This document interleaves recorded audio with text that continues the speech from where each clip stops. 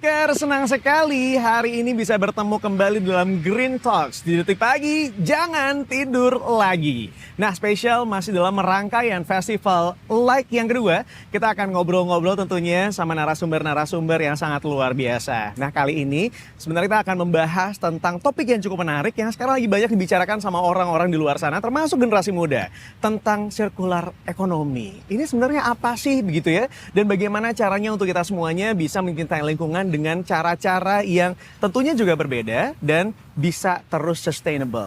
Itu kenapa hari ini kita mendatangkan yang juga nggak kalah spesialnya. Kita langsung sapa terlebih dahulu. Yang pertama ada Ibu Rosa Vivian Ratnawati selaku Direktur Jenderal Pengelolaan Sampah, Limbah, dan Bahan Berbahaya Beracun. Baik. Seger banget Ibu kayaknya nih Bu. Dan kali ini nggak sendirian, tapi Ibu Vivian juga akan ditemani oleh Bapak Ari Sudianto selaku Kepala Badan Standarisasi, Instrumen Lingkungan Hidup dan juga Kehutanan. Terima kasih masih bergabung bersama kami, Pak Ari. Nah ini nih, kita mau ngobrol-ngobrol bareng-bareng di sini sambil juga sharing sama teman-teman Detiker semuanya. Mungkin kita pertama dimulai dari ekonomi sirkular itu sendiri. Bu Vivi, banyak mungkin beberapa Detikers yang masih belum ngeh nih Bu.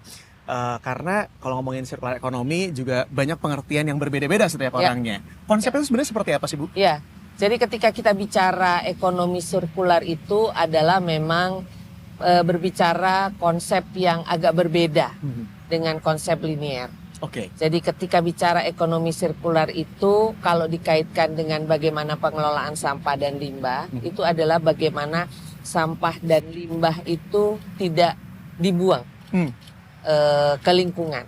Ya. Karena kalau konsep ekonomi linear itu kan ambil dari sumber daya alam, kemudian digunakan, dipakai oleh konsumen dan dibuang. Tapi kalau konsep ekonomi sirkular adalah bagaimana barang-barang yang sudah digunakan itu kemudian tidak dibuang ke lingkungan, tapi kemudian dapat digunakan kembali. Oke. Atau bahkan bisa juga nilainya sudah ditambah gitu ya Bu?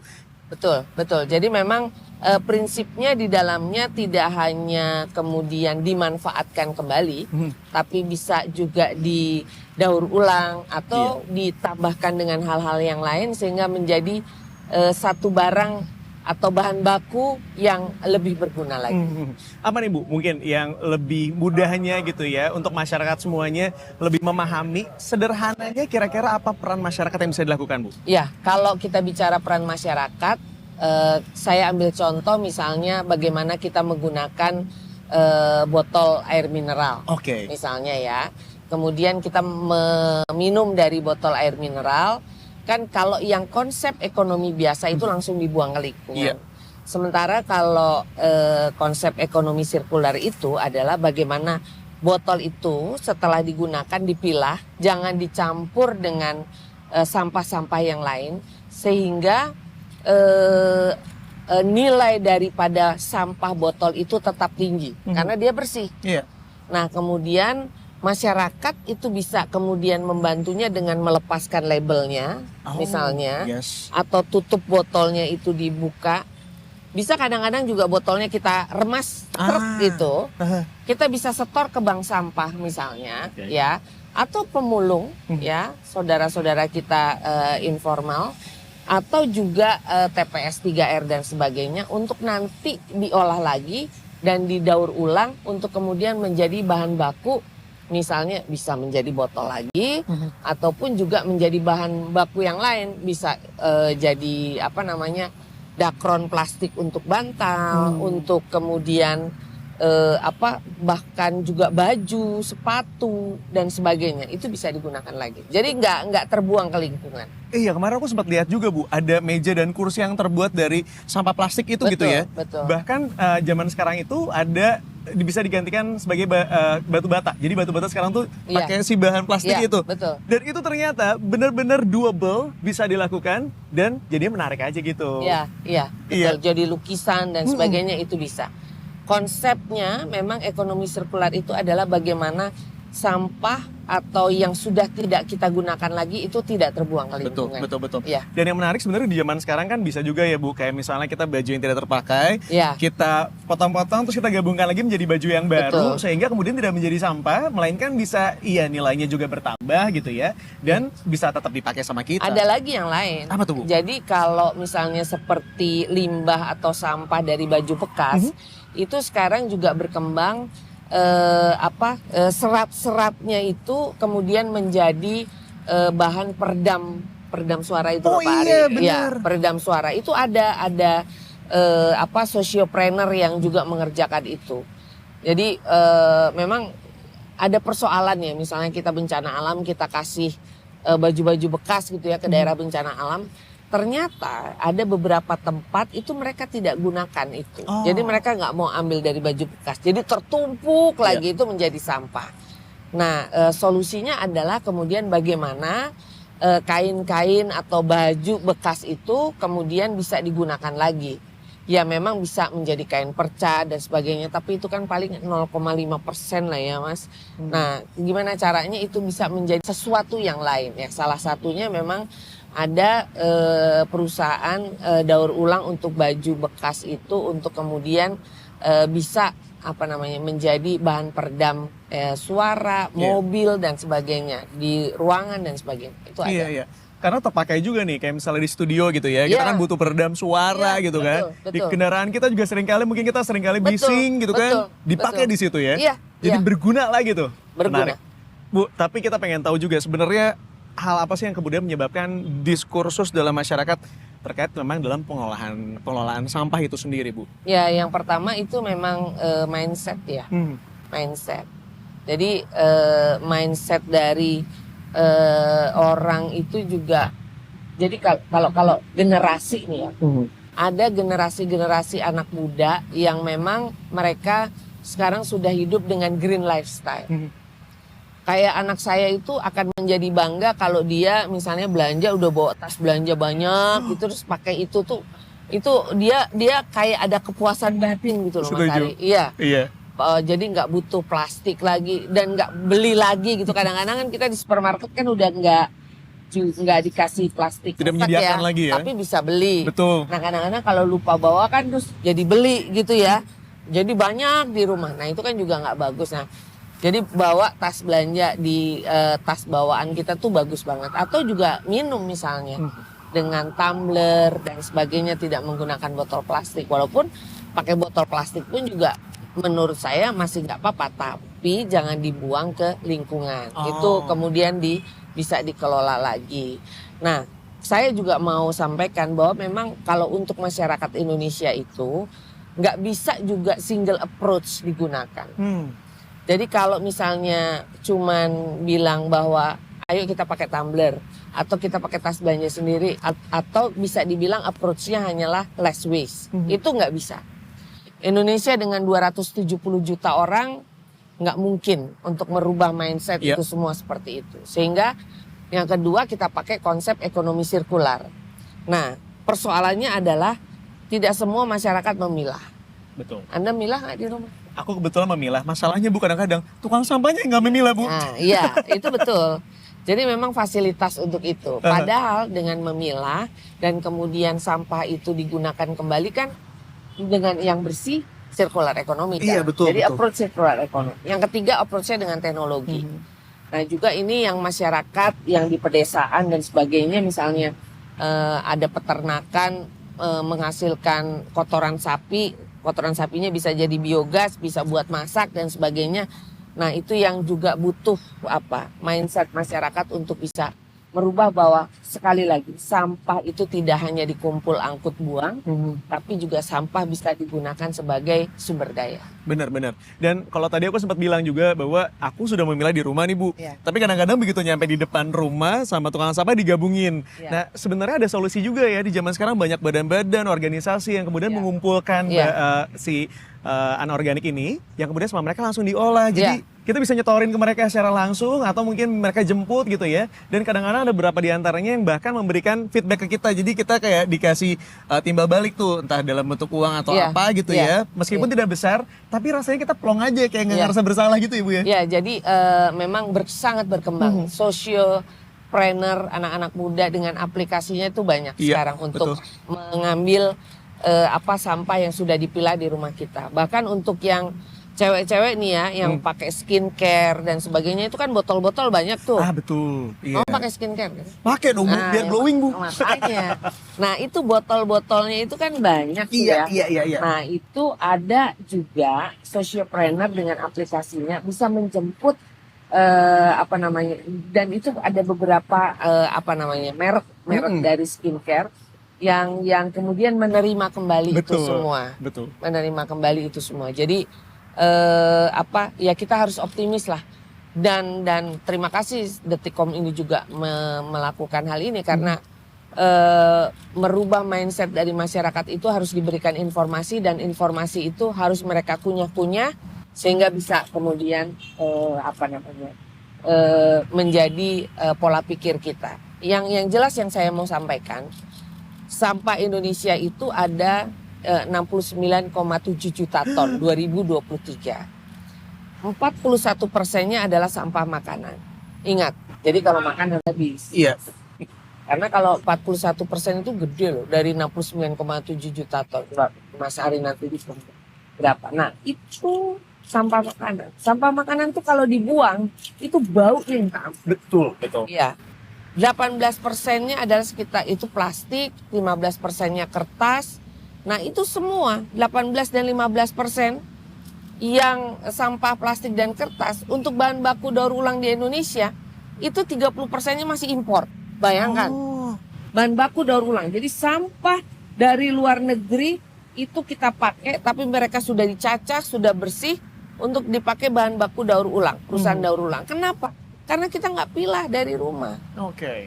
Jadi perusahaan daur ulang yang membutuhkan bahan baku kertas, bahan baku plastik itu masih impor. Nah mungkin sekarang aku mau beralih ke Pak Ari dulu nih Pak. Kita kalau bicara gitu ya, ini mengenai standarisasi instrumen lingkungan hidup dan juga kehutanan. Itu mungkin boleh diinformasikan Pak, itu seperti apa bentuknya dan apa aja sebenarnya yang diatur dalam kebijakan yang satu ini? Baik, jadi pada dasarnya standarisasi itu kita membakukan sesuatu yang sudah banyak kita kerjakan. Nah, kenapa perlu dibakukan? Ternyata kemudian tanpa kita melakukan, kemudian orang itu membuang banyak waktu, effort, biaya untuk mengulang proses yang sebetulnya kita sudah tahu sebenarnya yang benar apa. Kemudian instrumen itu kita mencoba menempatkan standar itu dalam instrumen-instrumen yang ada. Tadi Bu Vin cerita perizinan misalnya, begitu. Jadi dimasukkan ke dalam itu. Kenapa seperti itu? Karena kita ingin bahwa standar yang kita buat itu benar-benar diterapkan. Bagaimana cara menerapkannya? Berarti harus masuk ke instrumen. Seperti misalnya kalau masuk ke perizinan standar itu, maka kemudian menjadi mandatori. Sehingga kemudian kita bisa memastikan bahwa standar yang kita buat itu dipakai orang. Jadi ininya seperti itu. Nah, sekarang kemudian kalau standar itu kita bisa bagi dua. Pertama adalah standar yang terkait dengan kegiatan atau produk. Tadi Bu Vin cerita banyak terkait dengan ekonomi sirkular. Betul. Itu pada saat kita melaksanakannya mulai dari sebenarnya desain botol misalnya tadi Bu Vin cerita. Yang mudah tadi Bu Vin kita mengharapkan masyarakat itu bisa memisahkan tutup botolnya gitu. Sama masang labelnya gitu ya. Itu kalau tutup botolnya nggak didesain dengan benar, terus masyarakat kesulitan untuk memisahkannya akan susah. Itu diatur Pak? Mestinya begitu untuk mempermudah. Jadi bagaimana menjaga higienisme untuk tetap tertutup erat sehingga tidak terjadi kontaminasi. Tapi pada saat kemudian akan didaur ulang untuk dipisahkan itu mudah. Itu kan kemudian perlu standarisasi. Memisahkan standarisasi untuk tempat sampahnya. Standarisasi untuk bagaimana mengumpulkannya, standarisasi untuk bagaimana kemudian membersihkan. Tadi Bu Vin cerita mencuci, mencacah, segala begitu kan. Itu harus ini kan. Karena misalnya begini, memang gampang. mencacah saja, kalau kemudian ukuran butirannya tidak standar, itu bisa kesulitan untuk orang yang mengolah lebih lanjutnya. Kan begitu ini yang perusahaan daur ulangnya itu jadi ini bahwa cacahannya tuh kayak gini begitu, sehingga kemudian masuk ke mesin nanti daur ulangnya menjadi lebih mudah. Begitu. Ini ya. Yang kedua adalah terkait dengan perizinan. Jadi sebetulnya salah satu pemikiran dasar kenapa kita ingin ini adalah dengan berlakunya Undang-Undang Cipta Kerja. Undang-Undang Cipta Kerja itu kan kita ingin meningkatkan daya saing investasi Indonesia dengan mempermudah proses untuk perizinan berusaha. Nah, kejadian yang ada itu adalah orang sulit untuk mendapatkan perizinan. Itu karena semua struggling mulai dari nol. Jadi pasti semua perizinan pemerintah itu buat, kalau Anda mau dapat perizinan penuhi persyaratan ABCD. Iya, betul. Gitu ya. Kemudian si pemohon, si pelaku usaha akan mencoba memenuhi itu ABCD-nya, sampaikan ke pemerintah. Pemerintah evaluasi. Data masih ada yang kurang, masih ada yang keliru, masih ada yang perlu dilengkapi, sekali lagi kembalikan ke pelaku usaha. Pelaku usaha mencoba memperbaiki, dibalikin lagi ke pemerintah. Proses bolak-baliknya itu yang terasa yang bikin lama tuh itu. Iya, kadang-kadang birokrasinya begitu ya kurang lebih ya. Kalau pemerintah itu tahu bahwa itu salah, itu keliru, itu kurang lengkap, kan berarti tahu yang lengkap kayak gimana, yang benar kayak gimana segala. Kenapa kemudian itu nggak dibungkus dalam standar? Udah digayain standar kemudian diindikan. Nah, makanya di Undang-Undang Cipta Kerja kan kemudian dibagi menjadi tingkat risiko. Tingkat risiko tinggi, tingkat risiko menengah, dan tingkat risiko rendah. Kalau tingkat risiko rendah itu sifatnya ada pendaftaran. Tingkat risiko menengah itu sifatnya adalah pemenuhan standar. Makanya nama perizinan berusahanya adalah sertifikat standar. Baru yang tingkat risiko tinggi itu yang namanya izin individual, begitu. Nah, itu yang kemudian pemerintah itu sebetulnya mengambil alih sebagian beban dari masyarakat, dari pelaku usaha, menjadi bebannya pemerintah. Dengan apa? Menjabat syarat-syarat tadi. Masyarakat tinggal menggunakannya saja. Nah, itu prinsip dasarnya. Nah, ini akan sangat relevan. Tadi Mas Aryo mengatakan bagaimana dengan pelibatan masyarakat, terutama masyarakat luas begitu ya. Kalau perusahaan-perusahaan gede, dia disuruh untuk itu memenuhi semua persyaratan atau kewajiban, mudah bagi mereka. Betul. Untuk masyarakat tadi, yang perorangan, rumah tangga, UMK, segala gitu, untuk umumnya mereka struggling itu. Nah, itu yang kemudian dicoba untuk di-provide oleh pemerintah. Anda tinggal melaksanakan saja. Nah, itu sebetulnya misalnya sudah terbukti ya. Misalnya untuk yang menengah rendah, jadi tingkat risiko menengah itu ada yang namanya menengah rendah. Menengah rendah itu sekarang perizinannya sifatnya otomatis. Jadi service level agreement-nya itu 2 jam. Termasuk untuk dokumen lingkungannya. Misalnya kalau itu mereka bikin UKLPL. Sekarang untuk yang menengah rendah, UKLPL-nya dibikinkan oleh pemerintah, oleh mesin. Dalam waktu paling lama 2 jam. Dan itu sudah jalan, Mas Aryo. Jadi sejak tayang 4 Agustus 2021, angka hari ini itu 1.058.256 yang sudah bisa diselesaikan. Yang sudah terselesaikan? Iya. Dan pernah hitnya dalam 1 hari itu lebih dari 57.000 bisa selesai. Wow. Pernah itu. Ya. Jadi itu sangat membantu dengan perizinan. Untuk perizinan dengan standar. Dan itu nanti akan mempermudah juga pengawasan. Kalau udah terstandarisasi, nanti untuk pelaporannya juga udah tinggal dibuatkan standarnya, dia tinggal ngisi checklist segala begitu. Untuk pengawasannya juga, pengawas juga lebih mudah untuk ini. Jadi standar itu akan mempermudah bagi pemerintah dalam evaluasi perizinan segala begitu sampai ke pengawasan, juga mempermudah bagi masyarakat, pelaku usaha untuk melakukan usahanya mulai dari tahapan perencanaan perizinan ya tadi, mulai sama desain segala begitu sampai ke tahapan implementasinya. Di sektor kehutanan banyak sekali, misalnya bagaimana cara melakukan pembibitan yang baik, bagaimana cara argumentasi yang baik segala gitu. Itu kalau distandarisasi maka mempermudah bagi masyarakat. Idenya seperti itu, Mas Aryo. Iya, lebih cepat dan lebih dipastikan. Serta memberikan yang disebut level playing field. Jadi semuanya setara diperlakukan. Berarti masyarakatnya tinggal ngikutin standar itu. Dan tentunya lebih efektif juga kalau misalnya dilakukan begitu ya, Pak. Benar. Berarti kalau misalnya kita bicara mengenai subjek dari kebijakannya, itu sebenarnya siapa tuh Pak? Begini, sebetulnya namanya Badan Standarisasi itu tidak hanya di KLHK. Misalnya Kementerian Pertanian punya, segala perizinan punya. Nah, bidang kerjanya KLHK itu yang jelas terkait dengan kegiatan-kegiatan KLHK. Berarti yang terkait dengan kehutanan, kemudian dengan lingkungan. Tadi, sampah, limbah B3, pengolahan air limbah, pengolahan emisi, segala begitu. Jadi standar itu. Kemudian perizinan-perizinan yang terkait dengan LHK. Di LHK ada 58 jenis perizinan yang ada di KLHK. Berikutnya adalah produk-produknya ke lingkup KLHK. Misalnya madu lah, produk-produk hutan gitu. Termasuk nanti produk-produk daur ulang, Bu Dirjen. Iya, kita kan bisa. Jadi itu harus distandarkan. Bikin bata. Iya. Sekarang kalau pabrik bata itu hanya satu, kan berat tadi Bu 270 juta bulan bencang dari Sabang sampai Merauke. Kan itu banyak tempat-tempat yang bisa melakukan daur ulang gitu. Dan yang melakukan daur ulang itu tidak perlu memulai dari nol. Dia bisa tinggal mengikuti standar. Dibuka di Aceh, dibuka di Makassar, dibuka di ini. Mereka tinggal melakukan itu. Jadi mudah. Jadi kemudian usaha untuk memperbesar itu akan terbantu. Jadi di sini kita nggak bicara tentang bagaimana teknologi di satu titik lokasi itu lebih maju dibanding titik lainnya, enggak. Tapi kita dari yang paling dasar dulu aja.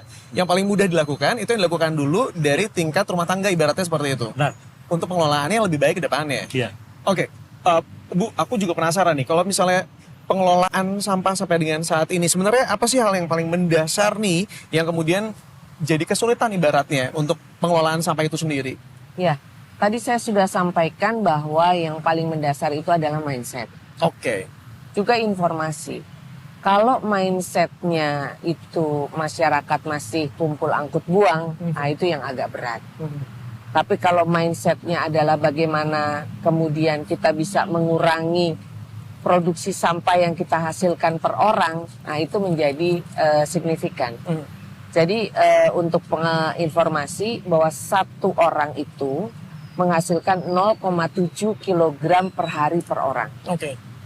Kalau tidak kita kurangi, kalau produksi sampahnya dari diri kita, misalnya makan nggak dihabisin, terus kemudian semua produk kita itu adalah plastik-plastik yang sekali pakai dan sebagainya, itu bisa hampir 1 kilo satu hari.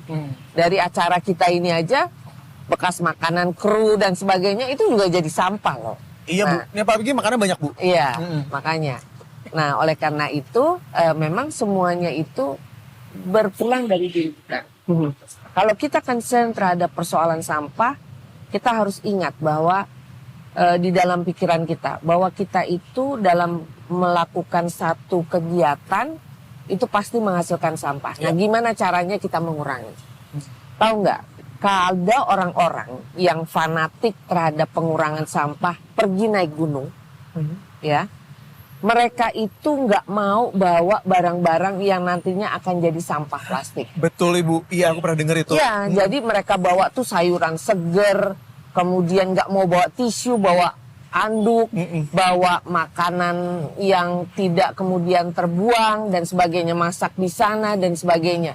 Nah itu ada itu. Iya.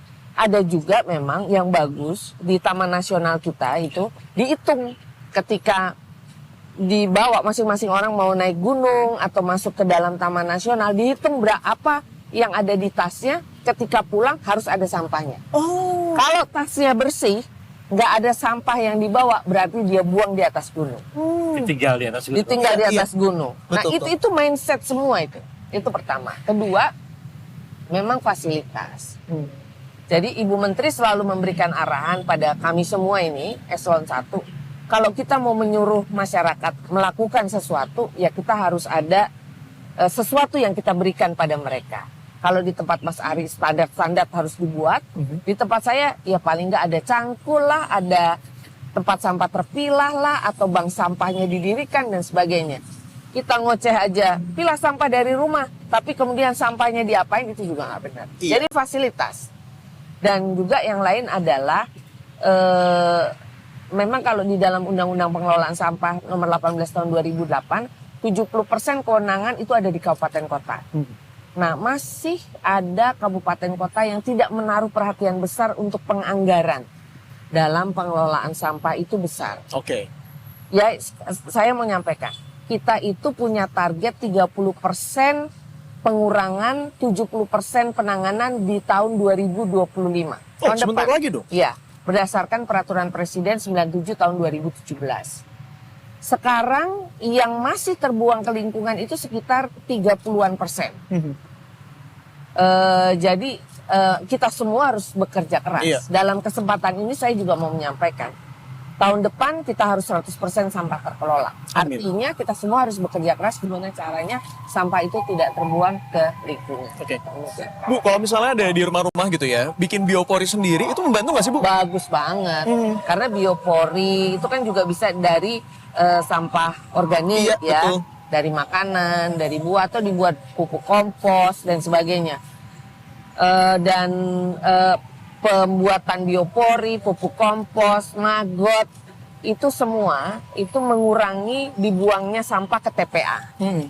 Sampah ke TPA dari yang sampah organik itu akan menimbulkan gas metan yang akan menghasilkan emisi gas rumah kaca. Nah, sehingga gimana caranya supaya sampah itu tidak dibuang ke TPA, ya harus kita kerjakan dari hulu, dari pemilahan sampah, setelah dipilah kita bawa ke bank sampah, pemulung dan sebagainya. Habis itu harus ada off-taker yang membeli sampah-sampah tadi. Ya produsen, perusahaan daur ulang dan sebagainya. Jadi kesimpulan dari semua itu adalah ekosistem ekonomi sirkular itu harus terbentuk. Oke. Hulu hilirnya harus terbentuk. Yeah. Selain kita individual di hulu yang memilah sampah, produsen juga harus kita gencarkan. Produsen kerjanya apa? Produsen itu ada perusahaan manufaktur yang bikin sampomu, sabunmu, wadah makanan, mie instan dan sebagainya. Kedua adalah retail. Retail itu supermarket, market yang pakai plastik, belanja dan sebagainya. Ketiga adalah food beverages. Hotel, kafe, restoran dan sebagainya yang juga pakai bungkus-bungkus plastik.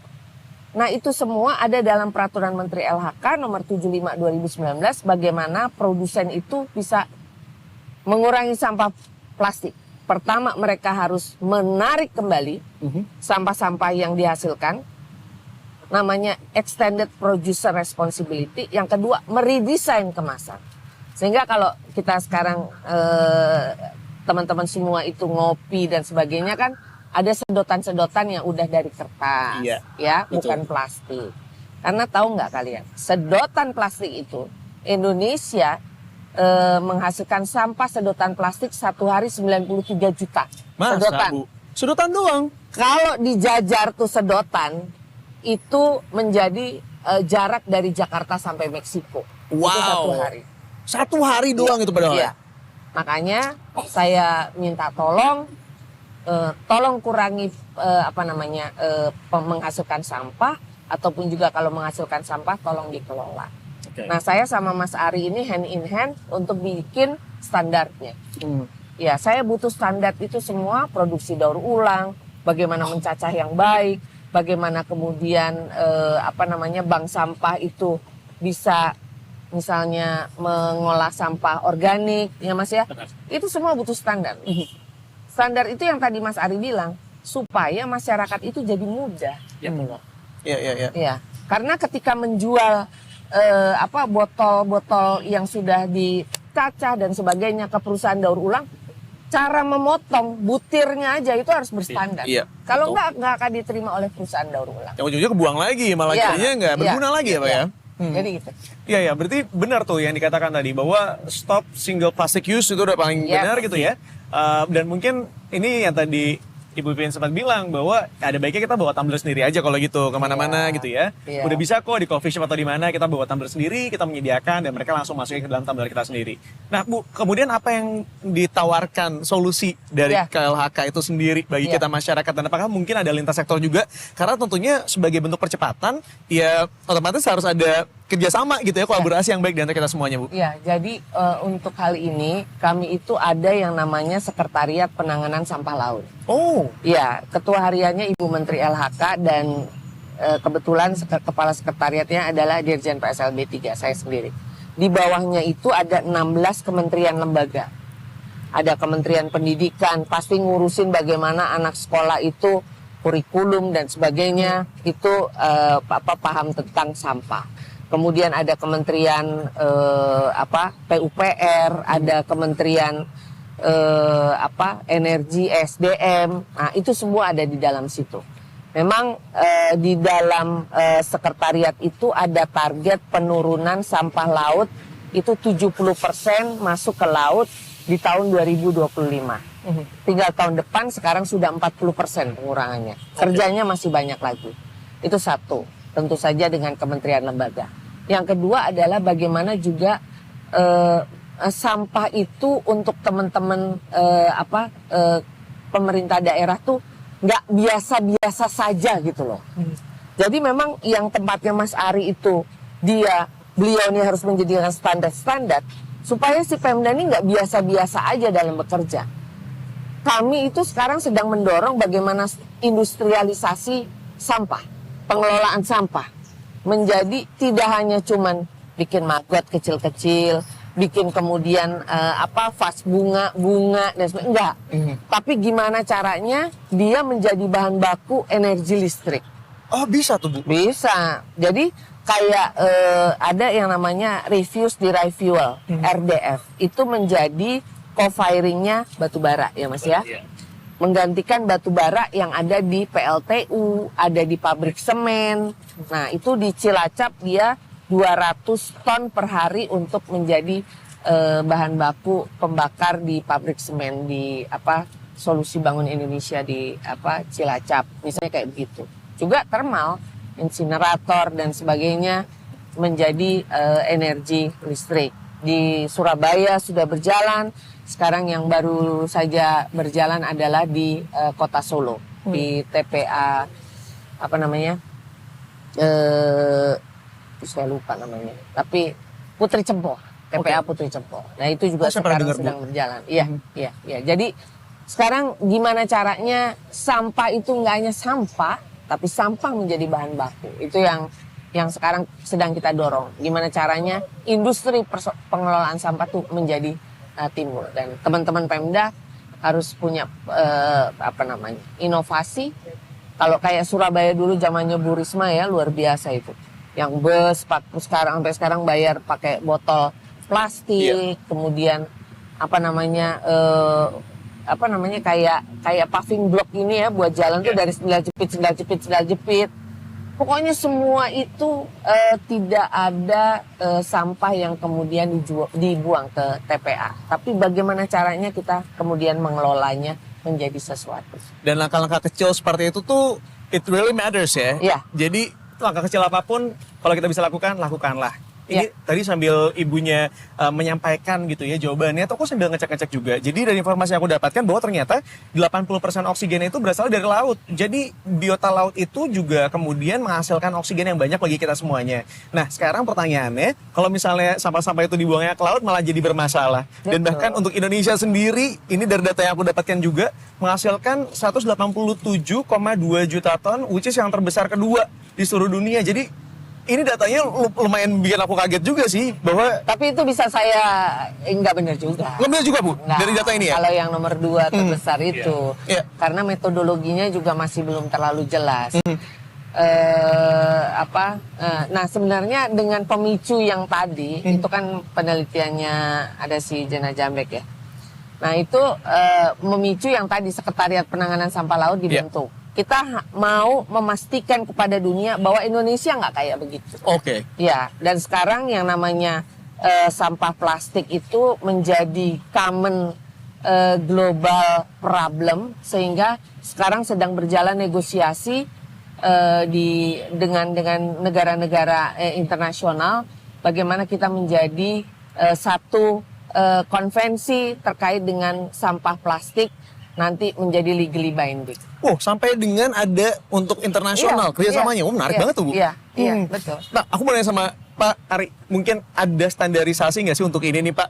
Kalau kita bicara gitu ya mengenai KLHK sendiri untuk melakukan sinkronisasi. Mengingat memang tadi seperti yang disampaikan kebijakan ini kan pasti penerapannya juga lintas sektor gitu ya. Dan apakah kemudian ada di tingkat tapak implementasi kepada masyarakat nih Pak? Oke.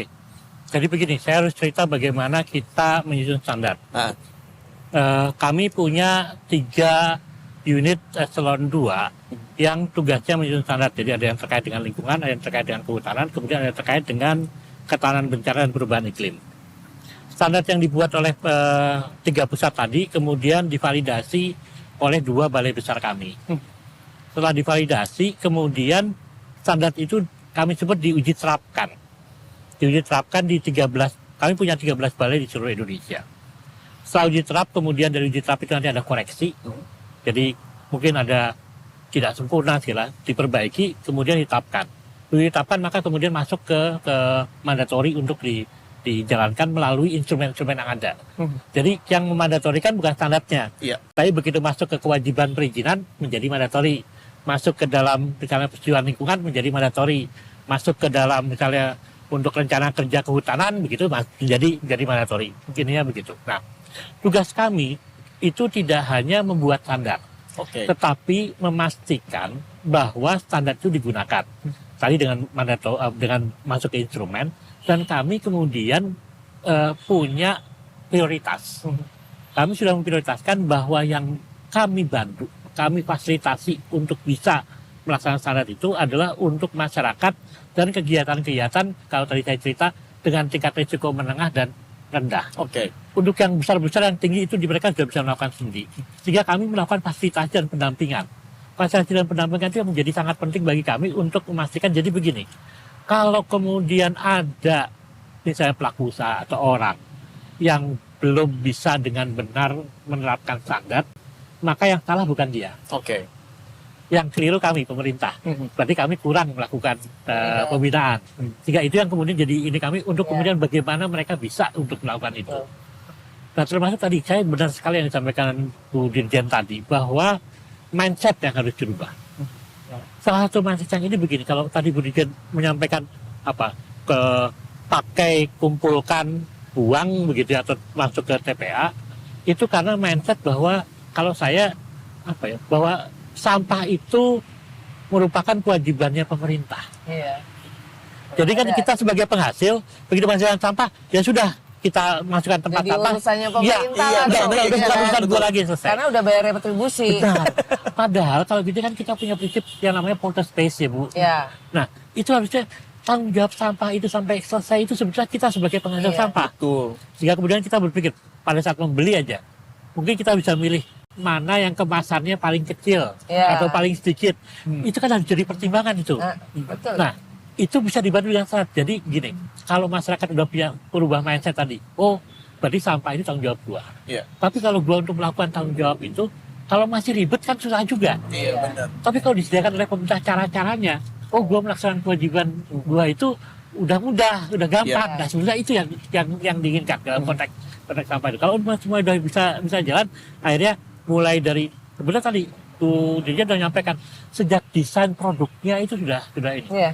Jenis plastik yang dipilih untuk kemasan itu juga ini.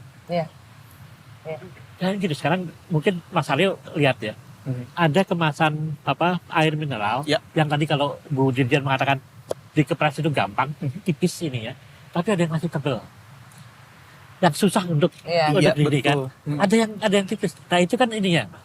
Sekarang bagaimana seimbang antara tadi keamanan produk dengan kemudahan untuk daur ulang. Betul. Itu harusnya kemudian kita bahas ini yang pasnya seperti ini. Iya. Dan sekali lagi kita perlu mengingatkan ya bahwa tadi yang disampaikan itu benar banget, bahwa sampah itu bukan tanggung jawab siapa-siapa. Tanggung jawabnya dari diri kita sendiri dulu. Sampahku adalah tanggung jawab. Wah, benar banget Bu. Itu yang perlu kita pikirkan di mindset kita baik-baik gitu ya. Kalau misalnya kita berani berbuat, berani bertanggung jawab. Kalau misalnya kita berani untuk beli barang kayak apa kayak gitu ya, kita harus tahu dulu ini mau dikemanain, mau dijadiin apa. Jangan ujung-ujungnya berakhir di tempat sampah, kemudian berpikir seperti yang tadi Bu Dirjen bilang, ya udah ini urusan pemerintah aja, nggak gitu cara mainnya ya.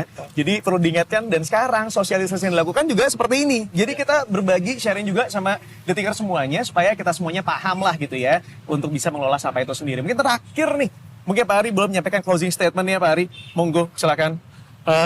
Begini. Jadi sebetulnya yang tadi disampaikan Bu Pipin, kan dunia ini menghadapi triple planetary crisis. Termasuk salah satunya dalam konteks circular economy adalah polusi.